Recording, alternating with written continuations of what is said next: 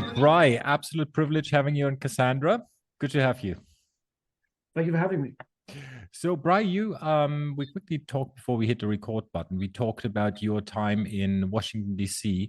You are consulting now clients for the last 15 years. You know, every angle pretty much about a company's public policy strategy. And we were just chatting, because your big hypothesis is really, wow, we are moving into this world where policy matters more and more, and why every company should actually have like a proper strategy in place how to deal with it. Do you want to kind of give us a little bit of background on this?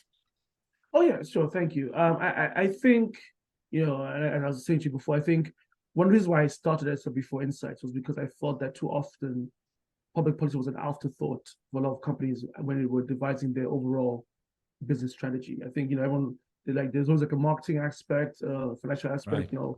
And all that. But I feel like policy and, being based in Washington, I'll use Washington as my frame of reference, but the same goes for, it could be London, it could be Beijing, it could be Paris, it could be Berlin, like anywhere where this like policy has been developed. I think every business should have at least one eye trained on that, because it could help your business depending on what the policy is, or it could harm your business. And I think too often we see companies being reactive to policy when they could be proactively helping, engaging with key stakeholders and policymakers to shape policy. And you mentioned like you have a couple of interesting case studies. So there's definitely when the Trump tariffs, I think that was the big shocker when this whole kind of cycle of, okay, wow, policy is becoming really, really important Yeah. started. Like, do you have some other kind of like case studies where you say, wow, look at this? Like, this was, for example, how how a company really benefited, or where there was a lot of risk.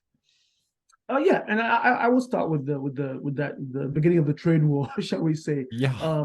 So like my experience, like one company in particular, there was a smaller firm, probably about 50 employees, manufacturing company. They source a lot of materials from China.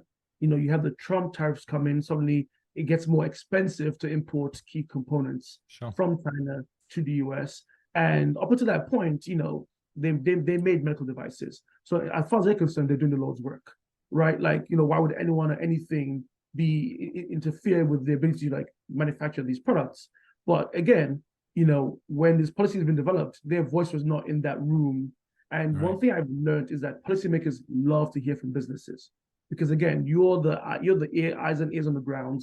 You're the practitioners. You're the ones who would be dealing with the effects, or benefits of what the policies are being drafted. And so I think it taught them that they had to be more proactive to deliver that message to Washington about what impact those tariffs were having on a small business like theirs, right? So that's one example. Another one, if you and your listeners are familiar with, is the case of Facebook and Libra. And if you Oh remember, yeah. like Facebook at one point wanted to launch a cryptocurrency called Libra, but if you remember, Facebook launched it and then tried to engage with Washington to explain what Libra was. And by then it was too late, because again, if you're on Facebook, given what all the bad publicity they've had from like the election and misinformation, etc., you already know you're on shaky ground. And so the key thing to do is, okay, and Libra might have been a perfectly great idea that might have transformed financial services, but because they didn't take the time to educate key policymakers and key lawmakers and key regulatory figures in DC before announcing that initiative, it crashed and burned. Because once people have an opinion formed, it's hard to like change that around. And so I always Right. encourage my clients and other businesses to take the time to identify who are the key stakeholders within the policy world.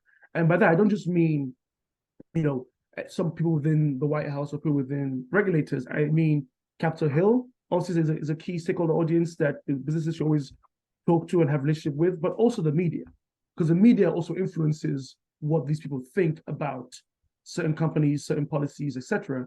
And then within DC, especially, as and this is not news to anyone who hears this, you have a lot of influential think tanks as well. You have the Brookings of the world, the Right. Catos, AEIs, etc., who have also staffed sometimes with former staffers, former administrative officials who, they do research, they write op-eds, they give speeches, they hold events where they invite government officials and lawmakers to participate. So they're also very influential in like shaping messaging, shaping policy. And so engaging with that, what I call the DC ecosystem, or to make it broader for anyone who's not based in the United States, engaging with your public policy ecosystem in countries that you have business interests or in sort of like investments is very important. Do you actually think that a lot of CEOs or decision makers are not even aware of the possibility that you should have the strategy, that you can have the strategy, having said this, like you are not a GE, you are not a massive company that has like a lot of lobbying going on, but let's say you are like a small to medium sized company. Like how would you kind of explain the need for them and what can kind of they do, right? Yeah, I think that's where I see a lot of resistance to your point, is that the bigger, well, let's call them conglomerates, for example, right? Like they have a lot more resources, a lot more manpower. The CEO, to be frank, probably has more time to fly to Washington or fly to London or fly to Paris to meet with heads of state, etc., to like deliver their message in person. And so, and also they see a more direct correlation between these grand policies and their business. While for the more medium-sized and smaller companies, they might question why they need to get involved. And here's what I say to that is that there are times when your interests, again, let's use a manufacturing example.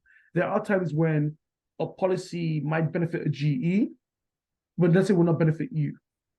And if the CEO of GE or similar size or Caterpillar or a big company like that is in the room, shaping these policies and you're not, then odds are whatever final policy looks like, you end up having to like completely change your business or eat a lot of like increased costs as a result.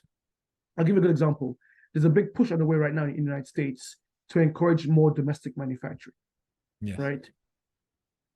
It would not be the first time for anyone listening to say it is very expensive to manufacture in the United States. Like wages alone will be a lot more higher than you would probably spend elsewhere. It's not guaranteed that the raw materials will be available domestically. You might have to import them from somewhere else to put them together here. And so, as a smaller company or medium-sized company, you are required by virtue of just like your bottom line to find, to source from India, source from Pakistan, Vietnam, and potentially China, because that's the only way you can afford to manufacture what you're doing. If you're a bigger company, you might be able to, bigger company with bigger pockets. It might be easier for you to say, what, to appease and to build goodwill with lawmakers and administration. Sure, I'll build a factory in Houston. I'll build a factory in South Carolina because you have the pockets to do that. And you've seen there'll be lots of announcements by various like chip manufacturers, like promising to relocate, facilities to the United States because they can afford to. If you're the smaller company, you need to be educating lawmakers that look, it's not a one size fits all approach to in the industrial policy. The answer cannot be everyone needs to come back home, right? It needs to be a more nuanced policy than just that. And I think for those companies, that's why they need to get their voice in these conversations. Now, to answer the second part of your question, they don't have the time, right? Like if you're running a small, medium-sized company, you're wearing 50 hats a lot of times. So you can't take time from that to go, have meetings and etc. And I think that's where, firms like mine come in for a shameless plug, but also I think trade groups and trade associations are very valuable for this because when you join these associations, they will do a lot of the legwork for you. They have the connections, they have the lobbyists, they have a CEO who usually is like a former administrative official that has connections that will help relay those messages on your behalf to the relevant stakeholders. There's obviously right now the elephant in the room, which is everything around AI. Do you see this on the ground? A lot of people are, they're facing this kind of uncertainty, and I assume, asking you for any sort of advice. Is that like still like some steps away?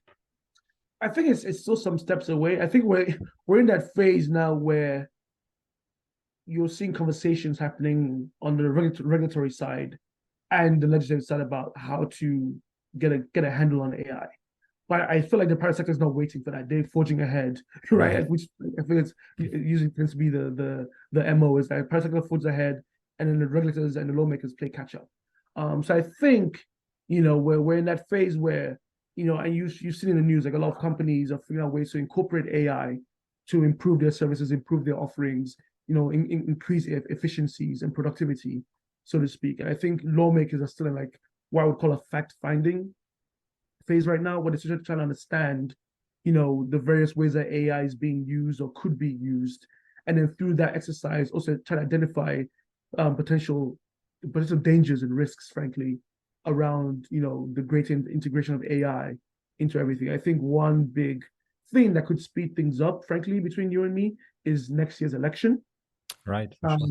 I think there's a lot of concern around how AI could be leveraged, both, I guess, to start with the negative first, could be leveraged for like, various like sort of like misinformation, fake videos, negative videos, that sort of thing, or positively where in terms of like identifying people who are more likely to vote for you, or trying to like fine tune like messages, like what message will resonate with this voter or this demographic, and that. So I think that next year could be the match that like kickstarts the AI policymaking into high gear.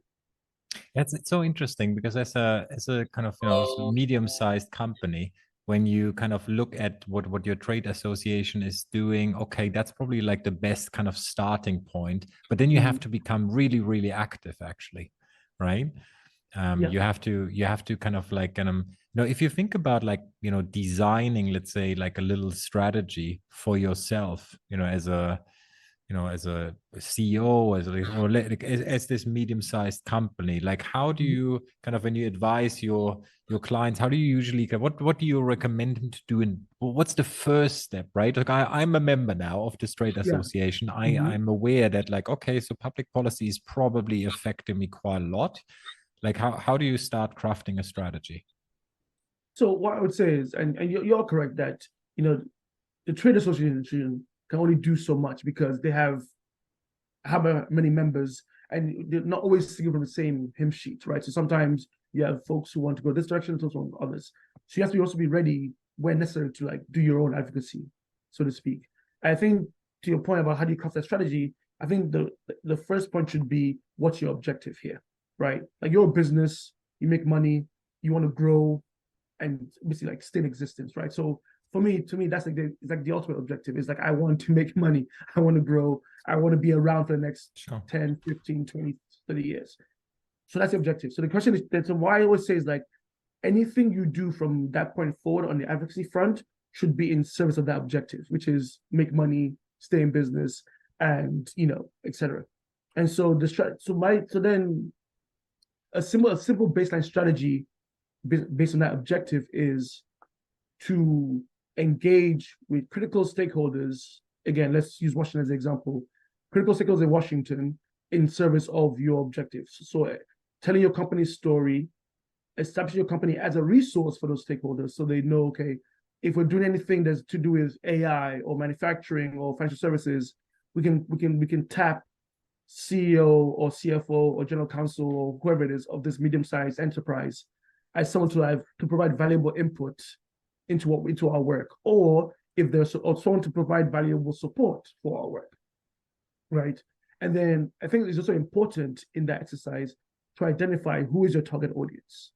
So who within the administration, who on Capitol Hill, who within the think tank world, who within the media are the folks you should be talking to, right? So for example, if you're in the AI space, you should not be emailing someone at Treasury, right? Like that, there's no overlap there. But is there someone within commerce, or is there an initiative within the White House where there's like an AI initiative? Is there a caucus on the Hill focused on AI, or is there a particular lawmaker that's been in the news wanting to do legislation on AI, that sort of thing, right? And then also more importantly, are they in the minority or the majority? Again, you don't want to waste your time talking to someone who can't help you, right? You want someone who's in an influential position that can help you advance your ultimate objectives. And same thing goes with the media.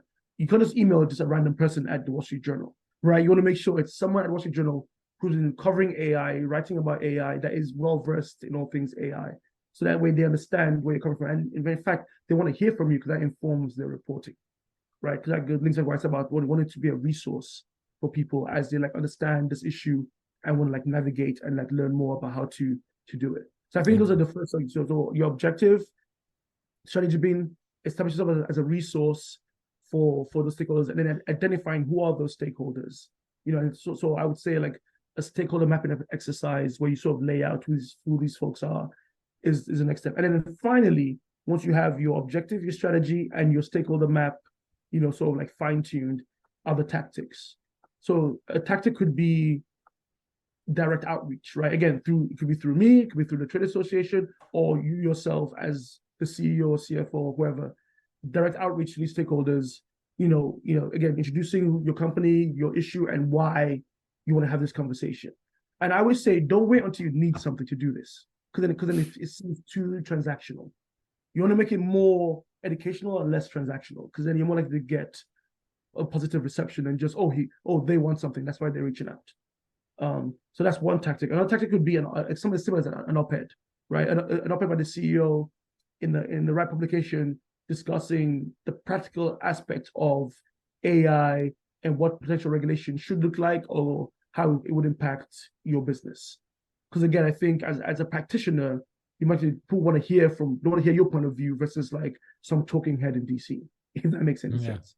Yeah. So that's another example. You know, and then again, I think social media channels are another good tactic to spread key messages, whether it's LinkedIn or Twitter. I think professionally, I prefer LinkedIn more because it's more, I think it hits more of the professional class. I think Twitter can be a hellscape sometimes. You know, for sure. You're going to get at the right people. Another way, if you have the resources, is direct mailings, where you put together a mailing list of key officials, key reporters, key staffers, key academics, and then as things happen within your business that you think would help, you know, shine a light on like how you are using AI positively or better, or in a way to like advance, you know, your business, sending that out. Again, it's not transactional. You just, you know, it's just like more like it's like an informative, you know, thing to do. I think, you know, that's another tactic. And then of course the one that I would say never hurts is the direct interaction, whether it's like flying in to meet with folks, or, you know, in this day and age, you know, Zoom and etc. are always like, you know, handy tools to use as well to like have those like engagements. Yeah, I mean, it seems to me that this is just a growing trend that's going to come at us like more and more. There's more and more government intervention. There's more and more regulation, I think, like coming, and like state interference also because of geopolitical kind of like, you know, changing circumstances. So I'm pretty long your industry, Bryce. So, if people, you know, before we wrap this up, if people want to learn more about you, want to follow what you're up to apart from Cassandra, how can they do that? So they go to the website, www.sw4insights.com. That's a number 4, so SW4 number 4 insights.com. That's one way. You can also like follow me on Twitter at SW4 Insights. Also on LinkedIn, if they just type in SW4 Insights, it'll take them to the company page. And I try to post fairly frequently, just like relative developments in the public policy space, mainly US public policy, but I try to dive in other aspects as well, because I do have a strong interest in international issues as well, just because the world is getting more and more, you know, connected, even with all the geopolitics and all the attempts to... For the better and the worse. Exactly, right? You know, everyone would love to like silo the industries away. It's just not possible in this digital age. And so I do think, you know, it's so yes, I would say the website is one way, or LinkedIn or Twitter as well. Fantastic. Bri, thank you so much for coming on. Cheers. Thank you for having me.